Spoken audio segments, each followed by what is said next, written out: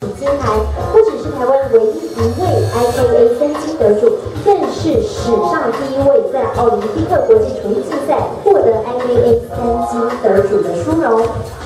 那么今天我们可以看到，果雕艳后是以埃及为艳后为元素发想所创作出来的。在我们蔬果雕刻当中，今天我们可以看到运用了红萝卜、芋头、南瓜，还有西瓜皮等素材来进行蔬果雕刻的创作。现在我们是技术引领就业，这是一个潮流，所以我们透过这样的果雕技能的竞赛，希望说让大家能够了解、能够重视说技职教育，还有职业训练，它是非常非常的重要。那随着整个我们餐饮服务业的发达，所以我们的果雕技术也在国际上备受瞩目哈。所以今天我们请来了很多的果雕大师哈，除了意大利来的保罗之外，刚刚我们也特别提到，还有台北喜来登食材造型艺术中心主持我们刚讲的黄明波哈，我会特别再介绍一遍。还有我们新竹的吴泰商务酒店主持柯明忠，就是刚刚做我们的果雕艳后的。我们国内这两位大师，我要特别介绍一下哈，因为这两位哈，各位可以看到那个刀工非常的精湛哦，人称一流，刀一流，真的是一流，而且在国际的场合上哦，已经是崭露头角，而且大放光明。所以像刚刚得了很多的奖，其实他们可以称为是一个台湾之光哦，另类的台湾之光。那其实我们这个竞赛希望说搭建一个平台，让各地方的果雕的好手能够齐聚在一起，能够切磋他的技术，然后进而提升他的技术。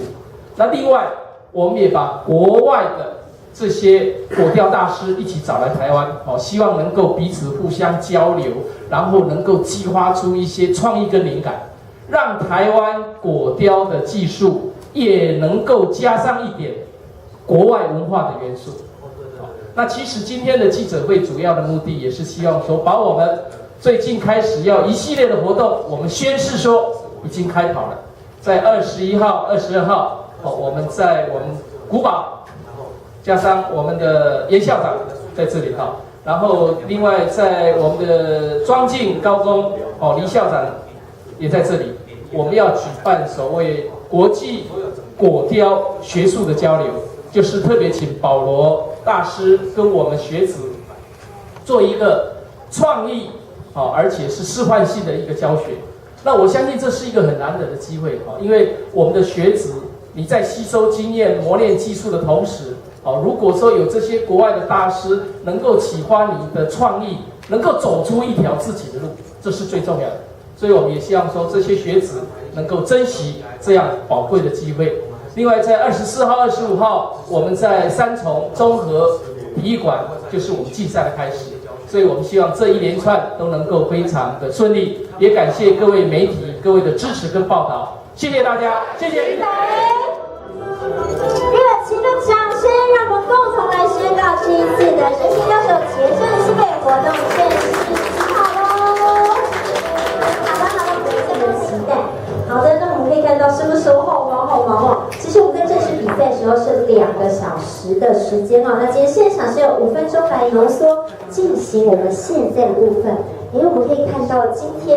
我们刚才介绍到这位保罗大师，其实呢他在从事果雕已经有几十年的时间从以前就对我们这个音乐美术非常的喜爱。那么他大概从25年前开始，他就想说，我自己是不是在果雕这个部分已经很厉害，是不是要换一个风格？所以呢，他就从迪士尼的卡通造型来创意发想那我们可以看到，他后来从25年前开始。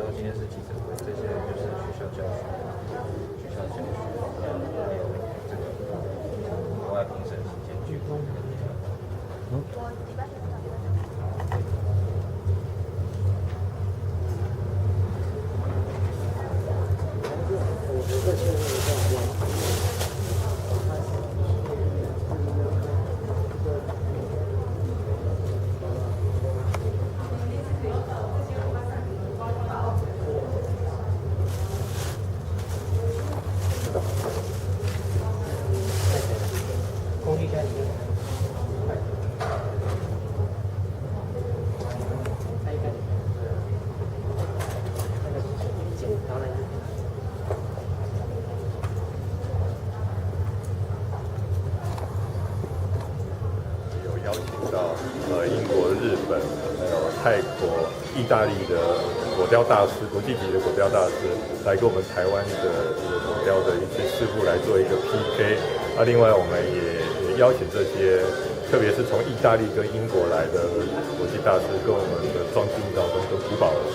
高职来做一个学术上的一个交流，希望能够帮这两所高职的学校的学生在果雕技术方面能够提升他们的技术水准，也能够达到我们这一次活动的主要目的，就是让我们新北市整个我们果雕技术方面的技艺能够提升，让整个餐饮业在新北市因为整个观光旅游的发达能够更加的发展。